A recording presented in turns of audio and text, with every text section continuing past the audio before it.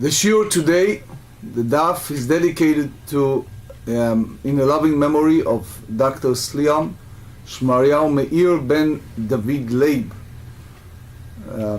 good beloved husband, father, grandfather, and good friend to many. May his memory be blessed. We are on page 143 at the Mishna, and God willing, we're going to finish the chapter 21, Tractate Shabbat, and time, so now we'll start chapter 22.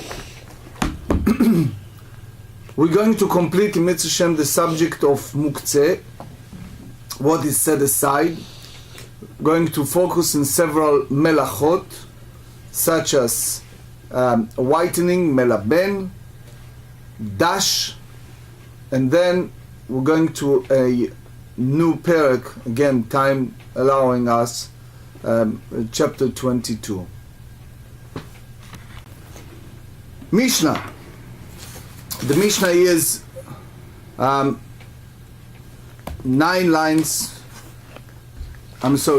lines from the top of the page 143.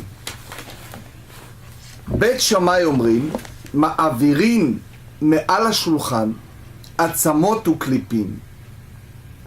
ובית הלל אומרים, מסלק את הטבלה כולה ומנערה. Here we're dealing with the issue of muktzeh, of set aside.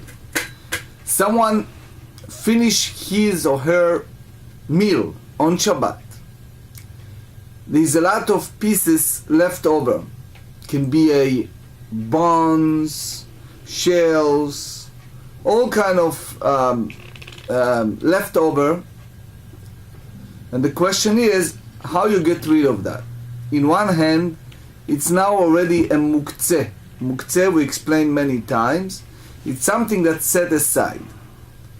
Bet Shammai comes and said, one may clear those leftover, the bones, the shell, or anything that's left over, and it's not an issue of muktzeh. Why? According to Rashi, it's because it's not ready even to animal consumption, which means even you throw that shell or that bone to an animal, the animal is not going to eat it.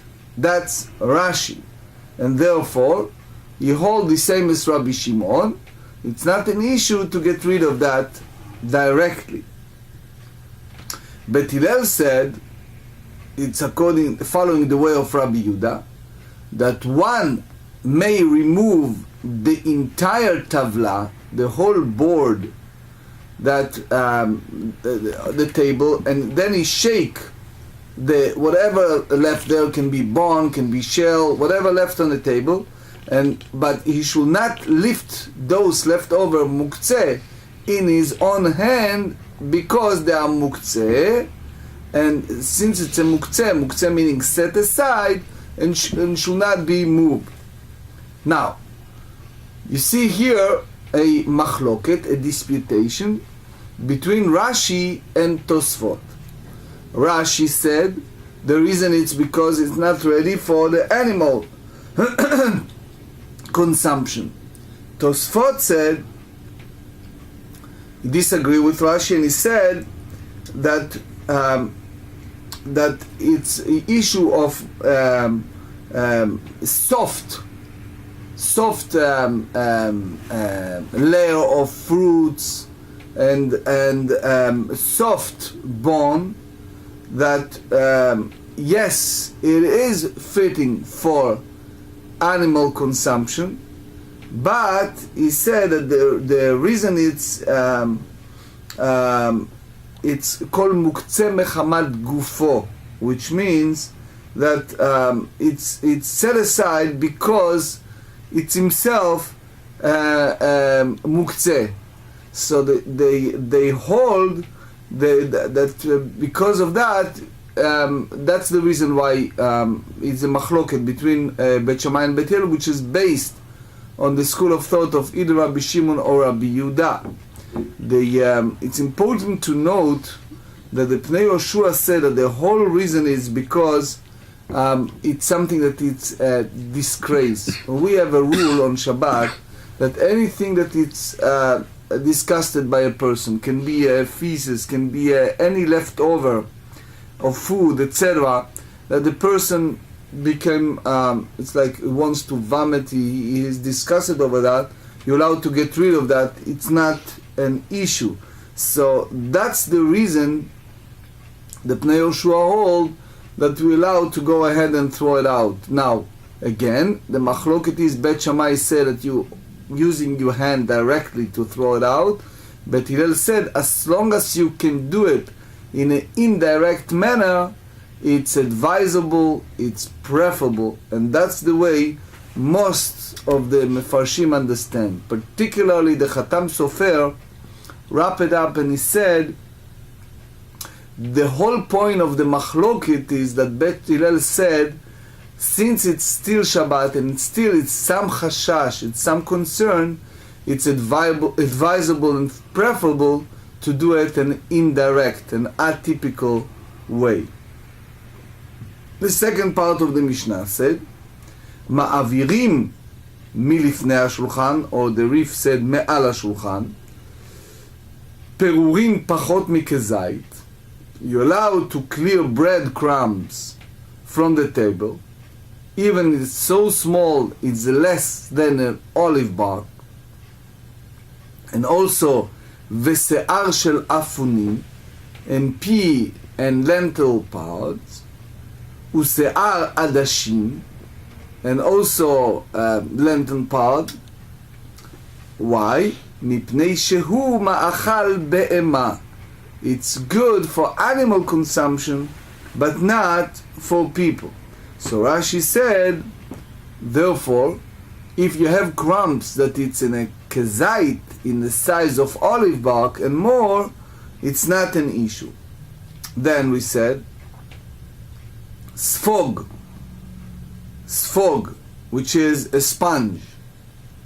Im yeshlo, or beit achiza, if the sponge have a spot that you can handle it, mekanchim bo, you can use to clean it on Shabbat, the table, to wipe the table. V'im lav, but if not, they said en mekanchim bo, you one may not wipe the table with it. Why? So there are two different schools of thought. One said that the issue is schita, that is going to squeeze it, and the same halacha as a regular clothing, beged, that it's called melaben, which means whitening. Now, the sponge, in general, it's a machloket rishonim, because there are others who said that, like the Ramban said that it's melechet dash. Dash, we say that it's like you're stepping out and you just, it's like grinding in a sense, but grinding directly is tochen. Here I think, what is the English said about dash? What? Wasn't it, it's like pumping or squeezing? Is that? Squeezing, yeah, I think it's getting close. So those who say that it's dash, they're speaking about sponge, that it's filled of oil, and then imagine you have a sponge, it's filled of oil, and now it's not the issue of doing some type of laundering, right? Because we said that the laundering, it's only applied if it's a water, but here they are speaking about they have some type of oil inside. So when you're using that, it's in your hand, it's squeezing in your hands. That's the oil. That's the Ramban point of view. The Chachamim omrim, not everyone agree that the Chachamim, the Rashi doesn't hold that. Ben kach uven kach nital b'Shabbat ve'no mekabel tuma. They said 2 points. They said number one, both the dry sponge and with the handler, and one without the handle, they move on Shabbat and is not become ritually impure, which means that the sponge is not considered some that become tameh, not by Torah or the Rabbanan or by the rabbinic law. Now, They say, it's interesting here, they say it could, wringing out a wet cloth or a sponge, could be the melacha of melaban. Melaban, I said, yes. Is one, and then the other one is dash, which they say is threshing for extracting. Thank you. For extracting liquid from a fabric is similar to extracting grain from its husk. Thank you. So you see here the two schools of separating. thought. Yes, Ramban hold that it's dash. Other mefarshim hold that it's issue of melaben. Melaben is whitening. So like squeezing water out of your hair or your beard or something is dash. According to some, but some said it's a schita. Schita meaning like you're squeezing. You're squeezing out something. So shema yischot, that you're going to, if you're using a shampoo, for example. Is that av malacha or is that a derivative? No, the squeezing is derivative from the av melacha. That is attribute to the av melacha. So what is the av malacha then? That squeezing is a derivative. That's what we said. In this case, it's either melaben. Okay, so it is either dash or melaben. Or dash. You said dash is threshing. Threshing or separating, because you're separating like a grain from its husk. Okay. Amar Rav Nachman. So what happened?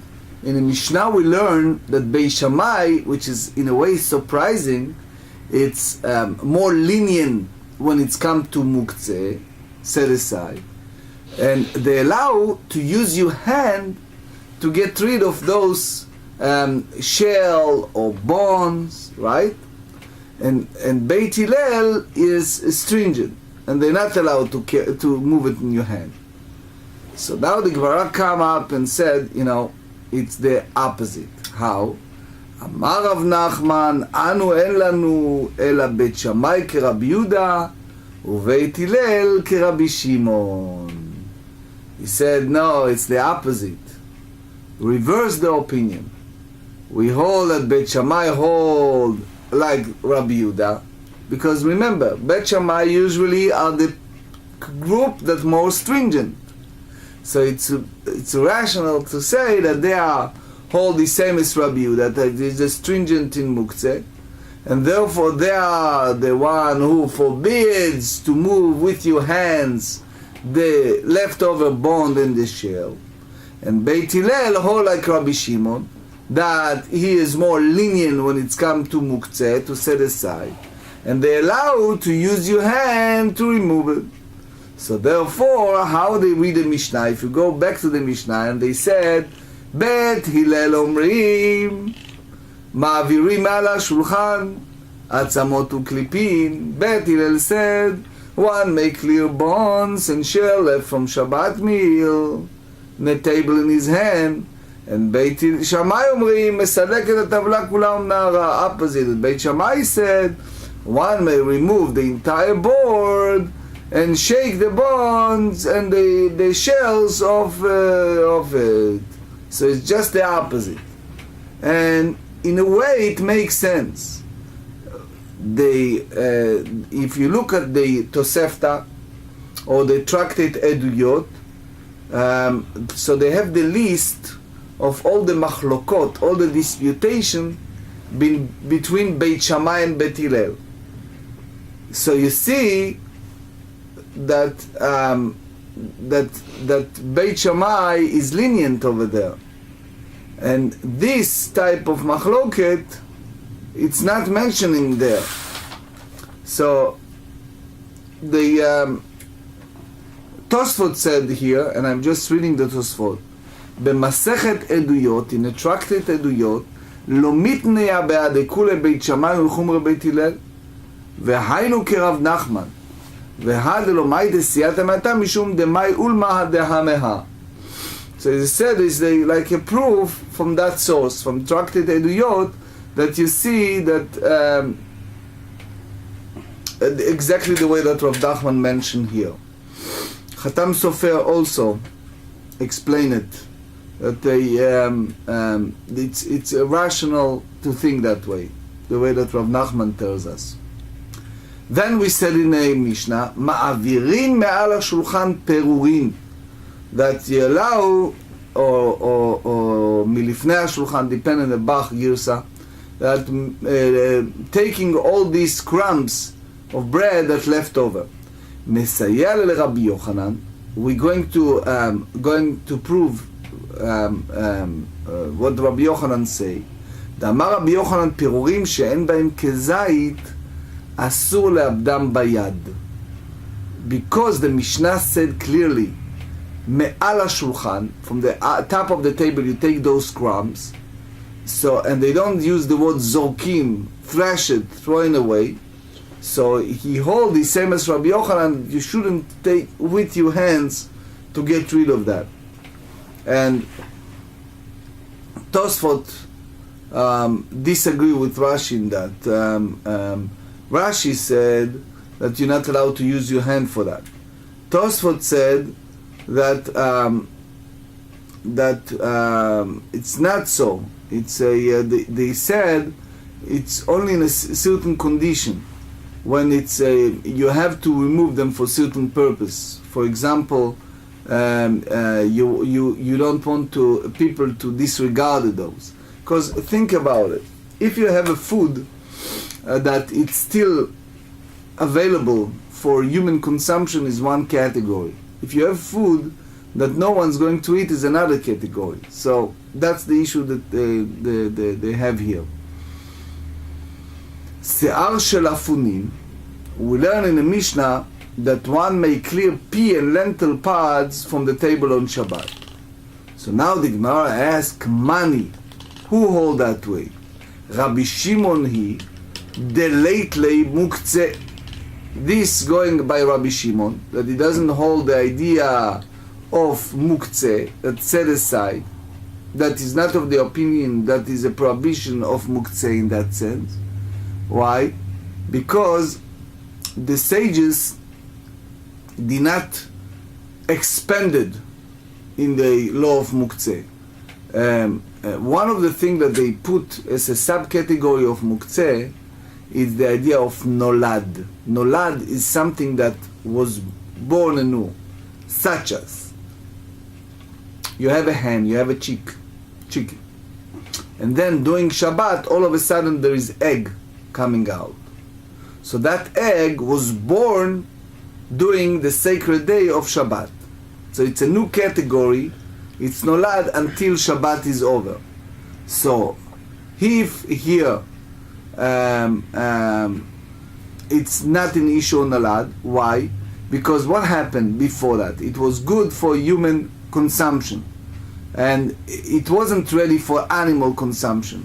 And now it's separate from the food, and they're ready for the animal consumption. So here, according to Rabbi Yehuda, the leftover, it's already nolad. Everyone understand it? Why? Because it was one category before they ate, they used this, and now it's a new category. Rashi said here clearly that Rabbi Shimon he deletlei muktzeh, the Rabbi Yehuda me'etmol avli makaime. If you go by the Rabbi Yehuda, yesterday it wasn't for animal consumption. Why? She'arei ha'ochel haya imahem. It's attached to the food that was very. Ve'ayom lokeach mehem, and today he's basically separated it. So Rabbi Yehuda said that that's already a category of nolad. So the Mishnah Brura in Taf Tzadik Hey elaborated that, and guess what? We'll, at the end of this session, when we go to practical halachot, I'm going to share with you the Mishnah Brura. Eima Seifa. Let's go to the second, the end clause of that Mishnah. Sfog, if there is a sponge, we differentiate if they have a handle or not. Im yesh lo beit achiza, if they have a lentil that you handle it, that sponge with that. Mekanchim bo, even that is wet, you're allowed to go ahead and clean it. Ve'im lav, but if not, ein mekanchim bo, one may not wipe it with it. So which means when you hold that sponge, it's already squeezed between your fingers while you hold it. So they said, Atan לרבי יהודה דאמר דבר שאין מתכוון עשו. What did Rabbi Yehuda tells us? That if there is some type of labor that was not an intentional, which means that it happened indirectly, he holds that that's forbidden, because unintentional act is prohibited. So even is not intent to do what? To squeeze liquid from the sponge, but since it happened, so it's forbidden. How about Rabbi Shimon? Rabbi Shimon said that if you don't intend, it's not an issue. Which means, remember, דבר שאינו מתכוון, by category, meaning, no. Rabbi Isa, explain to me. What does that mean, דבר שאינו מתכוון? No? Tell me. What is דבר שאינו מתכוון? So if you do something that's prohibited but unintentionally in a different way? Good, a little deeper. You remember the key point in Shabbat? What is the key point in Shabbat? Melechet machshevet. Which means you intend, you pre-planned, you set up a plan in advance for something. Now, if you know in advance that when you're creating some action, there are some subsequent actions, that subsequent is forbidden, so it means when you planted it, even you planting to do something that is allowed,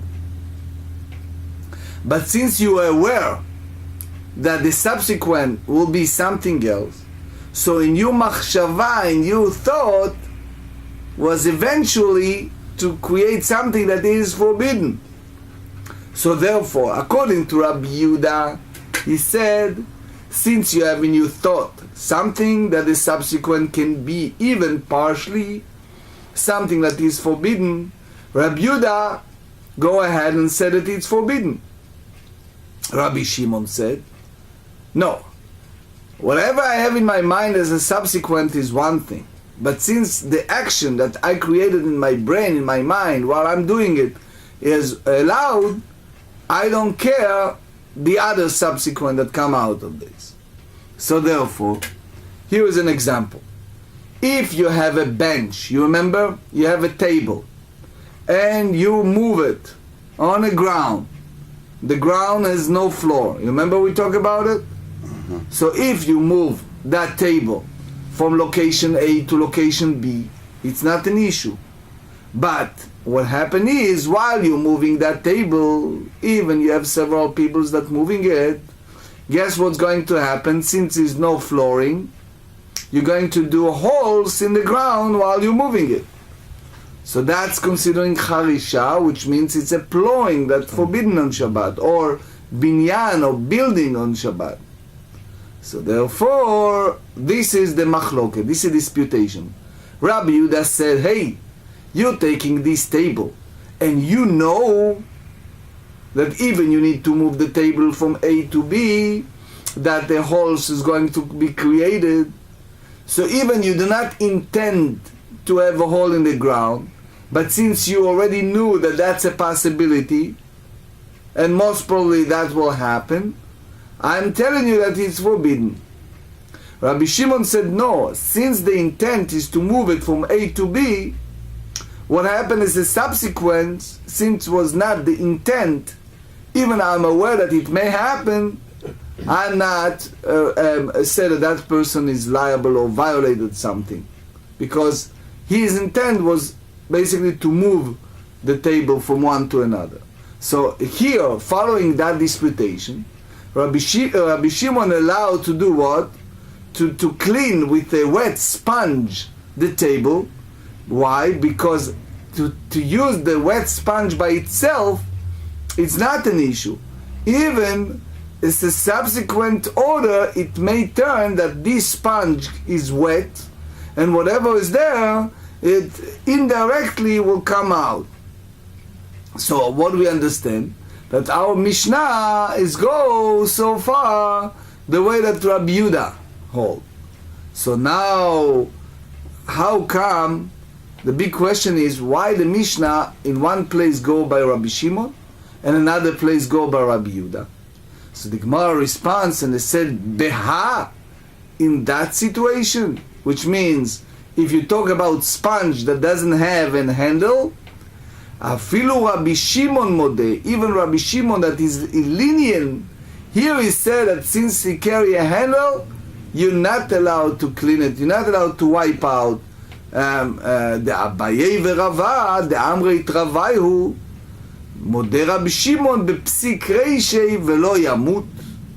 That both Abaye and Rava said that Rabbi Shimon hold that you remember the psik reishei, you cut off the head and it's eventually going to die. So therefore, he is liable even is not intend to do this work. That which means Rabbi Shimon hold that if it's a result of this labor, something else was created, so it means that he has the full intent and is liable. Such as, if you cut off the head of the animal, even he said, no, I'm not intend to see the animal dead, but it's considering that you intend to do that. So therefore, you are liable for taking off the life of that animal. So Rabbi Shimon is not lenient in a sense of something that you not intend, only when is a possibility that labor will not come out of that type of work. So here too, since it's very clear that when you're using this sponge, what's going to happen is it's going to squeeze when you don't have a handler. So Rabbi Shimon hold, if it's a situation like that, you don't have a handler that hold the sponge, therefore you cannot clean the table with that sponge. Now, not everyone goes along. There is a Ravid that disagree, that he said even you have a handler, it's still an issue that something come out that and he compare this sponge that they have a handler to a bottle of water. What happened to a bottle? Since the bottle of water is made in such a way that you hold water within the bottle, so you're allowed to empty it, and it's not considering a schita, like squeezing. So he said, if it's a sponge that doesn't have a handler, it's the same as clothing that you cannot go ahead and squeeze it on Shabbat. So the whole idea of psik reishei, that even you don't intend it, hagar in the tamrei, even those with pits of the date, it's Aramean date, the Armiyat Shaul, the tamrei Armiyat Shaul taltulei neul v'chalziana gaviman, the Parsiat Asu. They divided between Aramaic and Persian date. They say that the date, the Aramean, is allowed. Why? Because before Shabbat, you can use it for an animal consumption. So, therefore, now it's separate, it's not an issue. It's not considering Nolad that created the new. But the Persian one, it's different because they are part of the date and they're ready for consumption for both human and animals. So now when they separate from the fruits, it's only for animal consumption. Example, Shmuel metaltel lehu agav rifta. They relate that Shmuel will carry them along with the bread, which means that when he ate this date, he put it in his mouth and he pulled it out and he put it on the little bread and he carries it together. Even in the GEMARA we said that Shmuel hold the same as Rabbi Shimon. Here he was stricken because he was a very important person. He was someone that was a role model to others. By the way, my teacher, my beloved teacher, Rabbi Shlomo Zalman Auerbach, who ruled, and Rabbi Neuwirth brought it in the Shmirat Shabbat Kihilchata, that when one eating, let's say you want to eat a watermelon, and some of the watermelon has seeds inside. So some are concerned about selecting, as a borer. Well, I was going to ask that. I mean, even serving like peas or lentils in the pods, in order to eat them, you would have to separate the food from the good food from the bad. So most of the rabbis hold that if you do it while you're eating, for the as purpose part of the eating eating process, yeah, that's fine. Right. Rabbi Shlomo Zalman said that it's advisable and preferable that you do it with your mouth, which means you eat the watermelon and then you take a little plate and you spit it out of your mouth. So, like if you're having pistachios or something, you should crack them open in your mouth and spit out the shells, as opposed to opening. Yes, or the better example is the watermelon that carries some Right. seeds. So instead of going out and separate each seed out of the watermelon, you can eat a piece and spit out the seeds. Anyway, but you see that many times those rabbis rule those rulings for themselves, but not so much for publics. They want to be a good role model to many. So here is the story of Shmuel in this case, which is a little different, but you get the concept.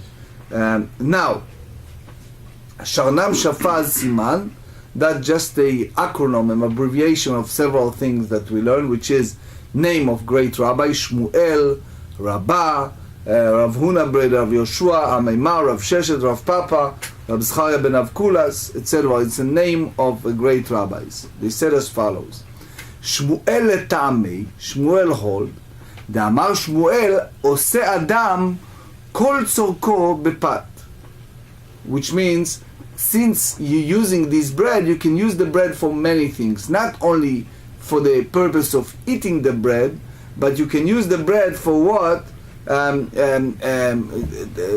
Squeeze this crumb and put it inside let's say the salad, or inside the something that you cook. Okay, so it's no longer bread; it's just crumb, but it's okay. You can eat it. But what we not allow is, Rashi said, something that it's became a disgrace and you cannot eat it anymore. That's not.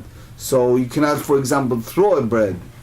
It's like bizayon, and not anything that God's give you a food. You cannot trash it and make it disgusting and trash it. But if you need, for example, to carry those seeds, you can use the bread for that. Rabba metaltel lehu agav lakna demaya. Rabbah will move them along with the pitcher of the water. So again, the Ramban said that it was indirect. There are some go by Rava, some so by Rabbah. Ravuna bred Rav Yoshua ayavidlu kegraf shel re'i, which means he collected them and he rendered them with a chamber pot with experiments, which means that since the rabbi is allowed to take this vessel that is repulsive, and here you collect the date pit and move them because they were now disgusting, so then it's allowed. So you remove it and then you can give it to the animals. אמר לרב אשי לעמימר וכי עושים גרף של ראי לכתחילה?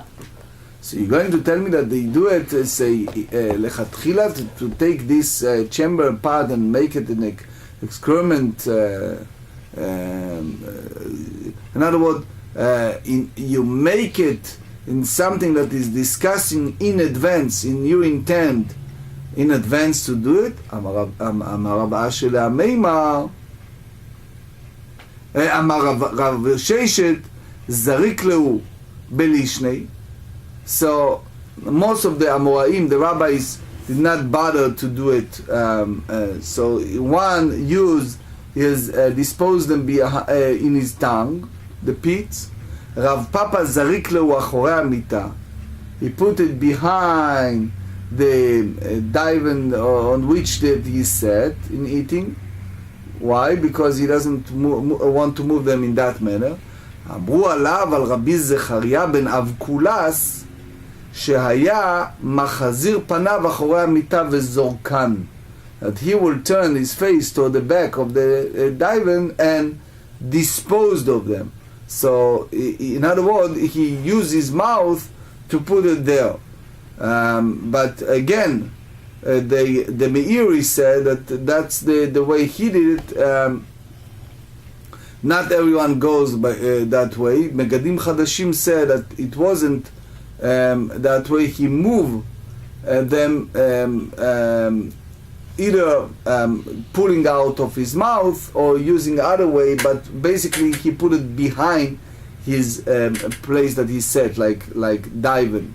Hadran alach noten adam et beno v'da'atan lach. We complete chapter 21 and we're about to start chapter 22. Chapter 22, page 143b, the Mishnah. חבית שנשברה, מצילין ממנה מזון 3 סעודות. Since each meal, each seuda, a person need to, part of the seuda is to say borei pri hagafen and drink wine. So if it happens that they have this big barrel of wine, and the barrel of wine or oil broke on Shabbat, so they allow to rescue from it food, which is wine, for example, or oil, that's sufficient for how much? For 3 meals. Why? The sages in general forbids to rescue more than you need for Shabbat. Anybody knows the reason why they don't allow it?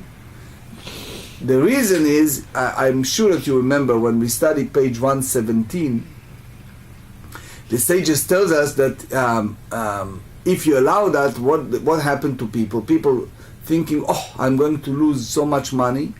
So what do? They're going to run out to bring more vessels to save whatever left over from the barrel of wine. And then they're going to carry it toward the public domain. And there's a violation of hotza'ah of carrying in a public domain. Or the Rema said that he's going to fix the barrel of wine on Shabbat in order to save. Usually what happened to people that they feel them losing money, they go meshugeh, right? They try very hard to find a way to save it. So therefore, ve'omer le'acherim, the owner can say to others, Bo'u ve'atzilu lachem. So since the barrel is open, the wine is coming out, he is saving just for 3 meals, he allowed to go and say to his friends, come over and pick up some for yourself. Which means others also cannot save the entire big barrel, for example. But if they need wine for the 3 meals, they can take the situation, the advantage of that situation, can go ahead and pick up wine from the barrel of wine for each of them for all these 3 meals. Condition, ubilvad shelo yisfog, as long as he's not putting a sponge on the top of the spoiled wine. Why? Because then we have the rabbinic decree, it's the Shvut de Rabbanan, the rabbinic decree that they said you're going to squeeze the sponge, the wine, that it's forbidden on Shabbat. It's called melaben. It's like whitening. There are others who say that it's uvdin dechol, that it's something you're doing during the week and it's inappropriate. Another halacha, ein sochatin et haperot להוציא בהם משקים. You're not allowed to do all these juices. Nowadays, so many people using those machines, right, to make juice. So you're not allowed to do this on Shabbat. It's called mefarek, which means you divide it, you separate. It's like you unloaded something from others, so it's like the same as threshing, it's the same as dash. You divided the wheat. So if someone squeeze unwittingly of those fruits on Shabbat, he basically liable for sin offering. That's the Rambam Hilchot Shabbat. Now, not every type of schita of squeezing is considering mefarek. There is a three different category.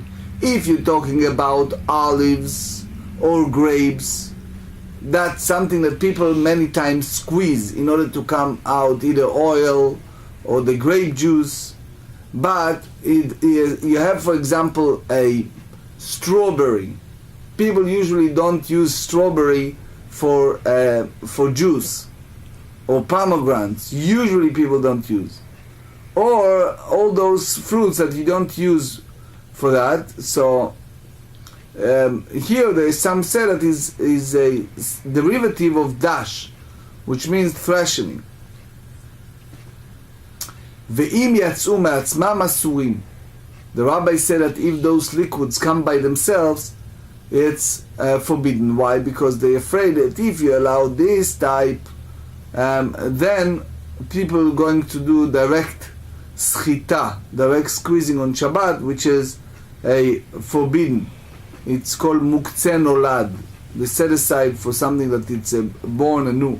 Rabbi Yehuda said not all the liquids are forbidden. It depends.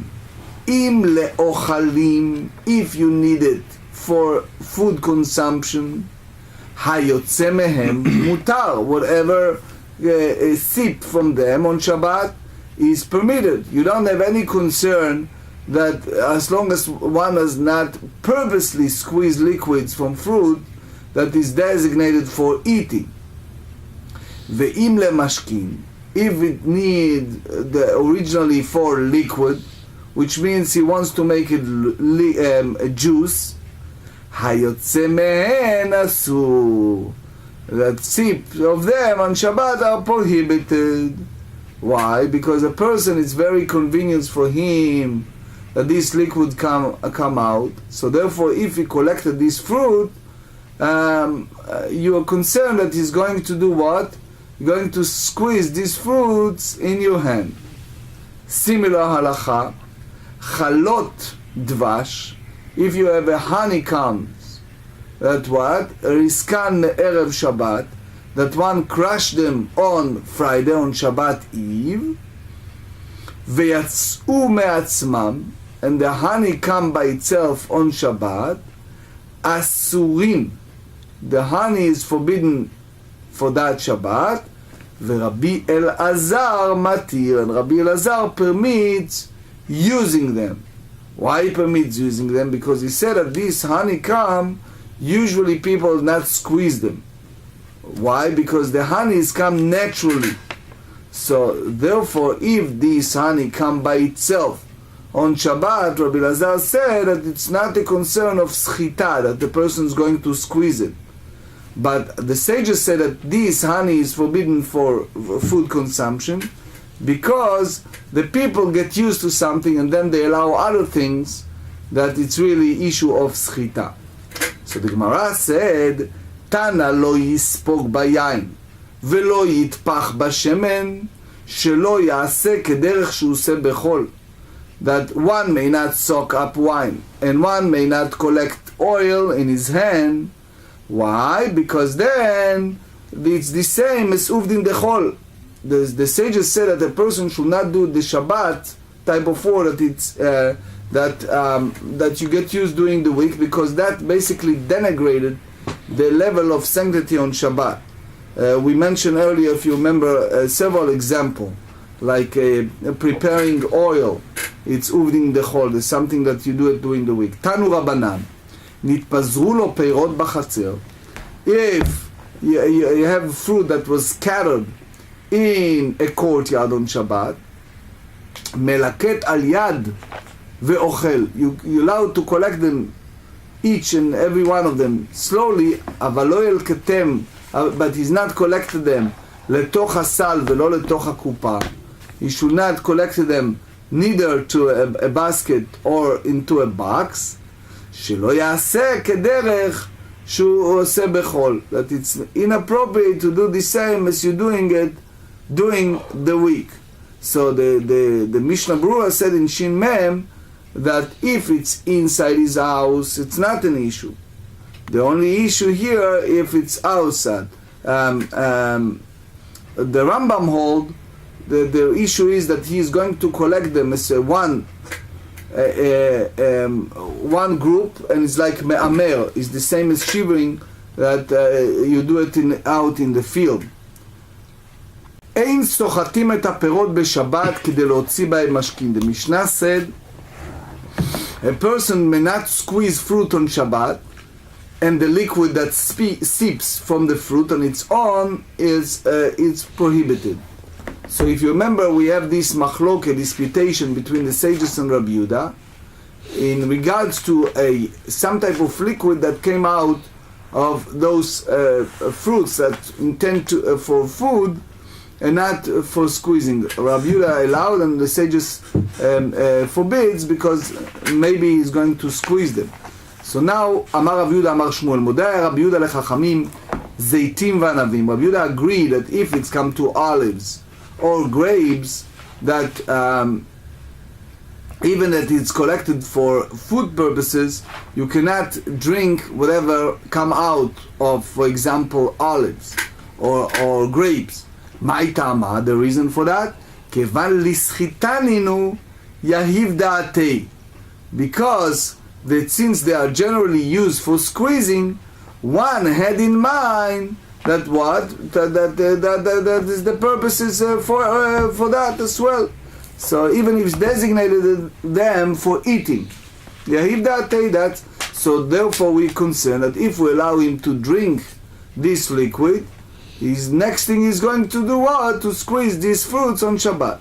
Ve'ula amarav chaluk haya Rabbi Yehuda av beizetim v'anavim. He said that Rabbi Yehuda disagreed with the sages even with its regard to oil, olives, yes, and grapes. Why?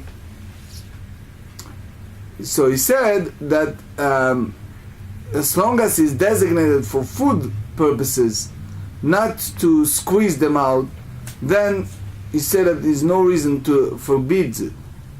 That's what Rashi hold. Rabbi Yochanan Amar, and the third halacha, halacha Rabbi Yehuda bishar perot. He says halacha is according to Rabbi Yehuda with regard to other fruits.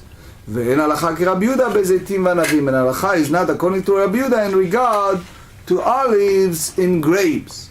That he hold that in this regard the halacha is not according to the sages, that hold that any liquid that come out is forbidden regardless, even that if it's for the food consumption. Amar Rabba, Amar Rav Yehuda, Amar Shmuel. This is the fourth ma'amar. Modei Rabbi Yehuda lechachamim bezetim v'anavim, umodim chachamim Rabbi Yehuda b'shar perot.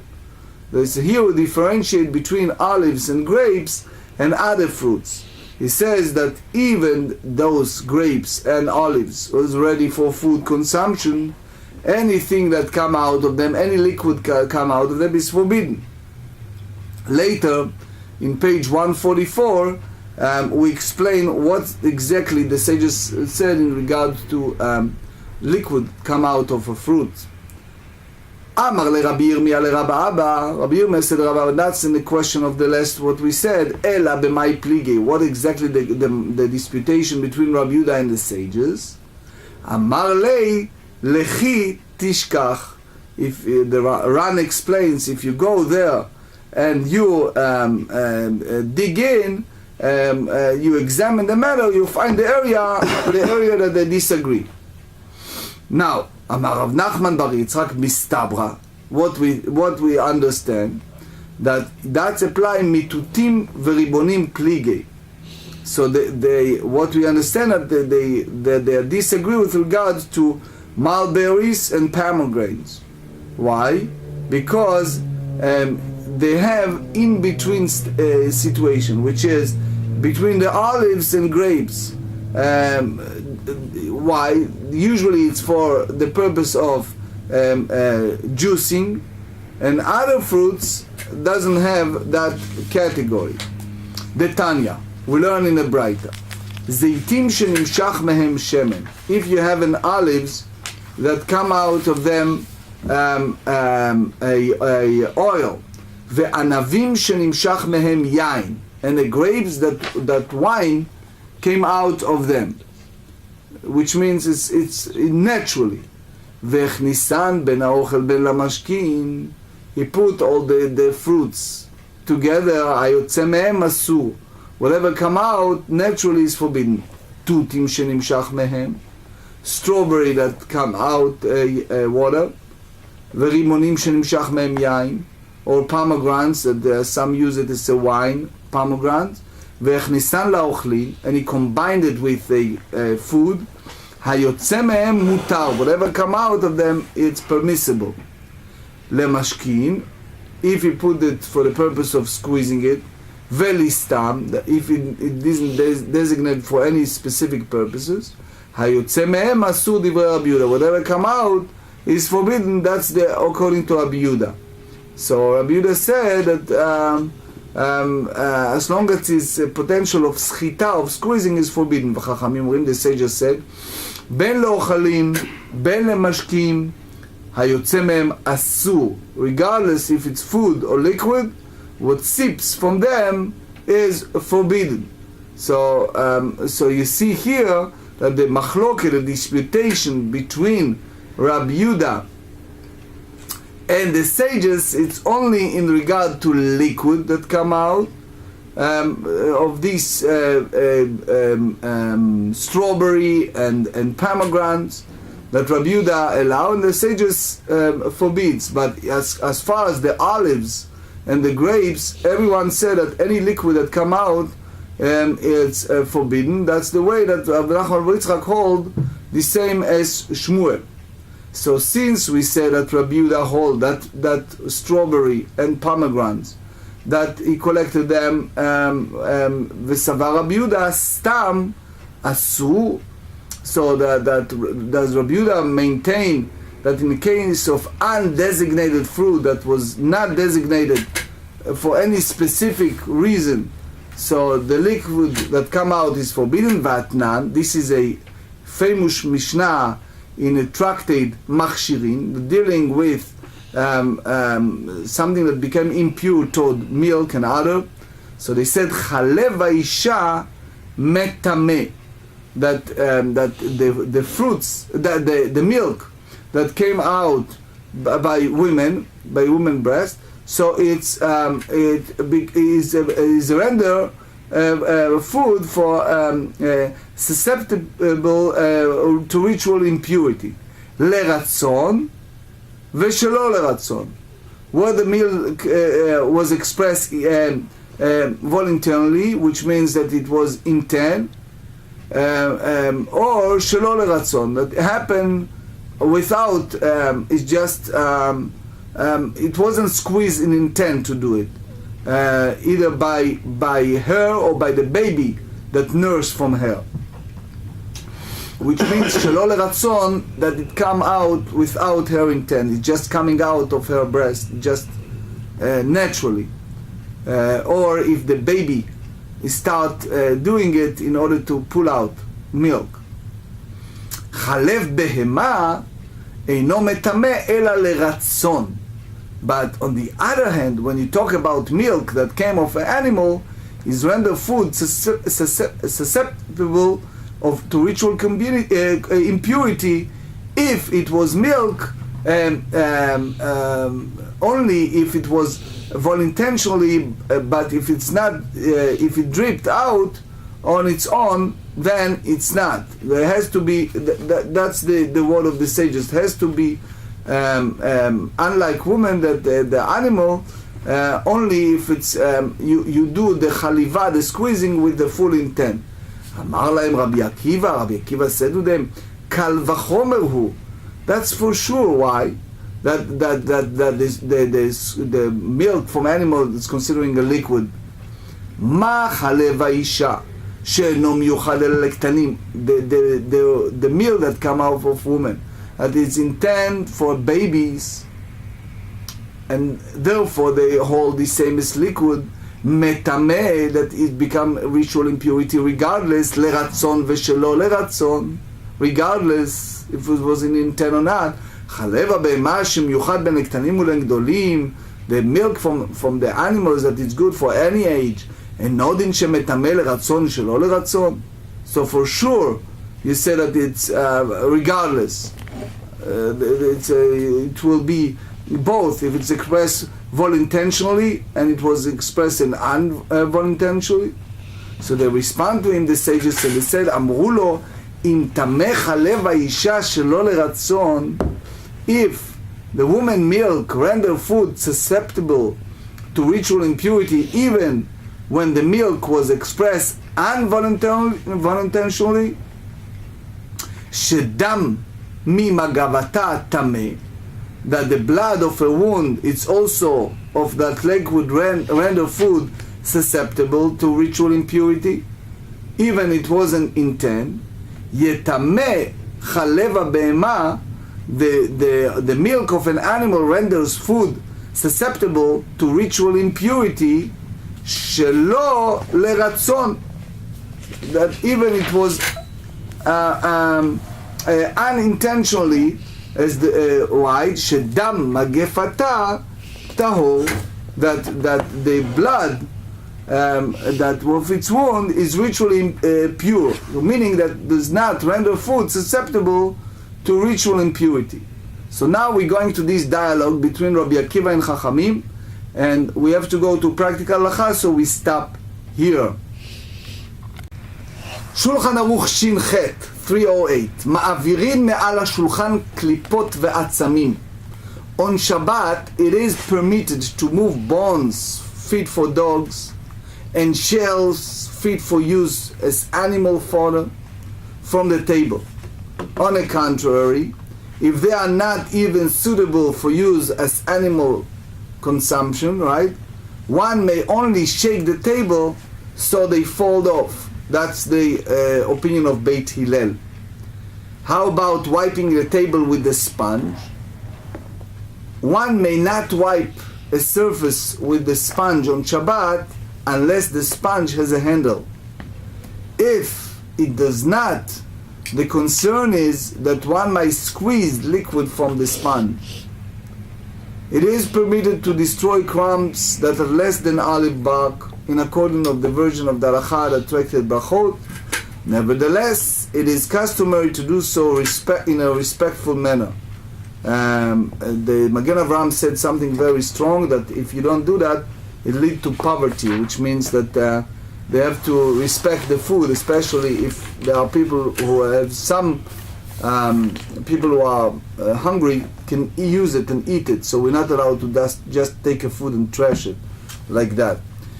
We divided between a גרעיני תמרים ארמיות, between Aramean date and Persian date. It is permitted to move date pits in a place where they are fed to animals. A prominent person should be stringent and move them only in an unusual manner. That's the Rab Zchariah ben Avkulas. עושה אדם כל צרכו בפת. Bread may be used for all of person's needs, provided that the bread is not ruined. That's the we said in the GEMARA, because otherwise it's disrespectful. And as we said, we divided in those days between date and bread and Aramean and Persian. It's two different things. We ask a question, it's an example but can apply to many other things. If you have a barrel of wine and you want to rescue some wine from that broken barrel. So they said in Shulchan Aruch Orach Chaim 335, if a barrel breaks on Shabbat, one may rescue the measure of wine or oil that one requires for 3 meals. If one uses a single utensil, he may collect even more. It is also permitted to tell others to rescue wine or oil for themselves. However, it is prohibited to soak up wine or oil with absorbent matter, because one might come to squeeze it. If nitpazru lo perot b'chatzer, if one fruits was scattered in a courtyard, so they said on Shabbat, a person may pick up a small amount at a time and eat it. However, one may not collect a large quantity of fruit in a basket, because that is conduct identical to the manner that he conduct himself during the week. It's uvdin the whole is the same as a person does, and we always say that in Shabbat it should be a different way. We also ask about schitat perot, squeezing it's prohibited, squeezing fruit. It is prohibited to squeeze liquid from olives and grapes on Shabbat. If juice seeps from them on its own, it is prohibited to drink or use the juice on Shabbat. It is also prohibited to squeeze mulberries and pomegranates on Shabbat. If juice seeps from them, it is prohibited to drink the juice if the fruit was designated for juicing. However, if the fruit was designated for eating, the juice is permitted. The halacha is according to the Mishna, according to explanation of Shmuel.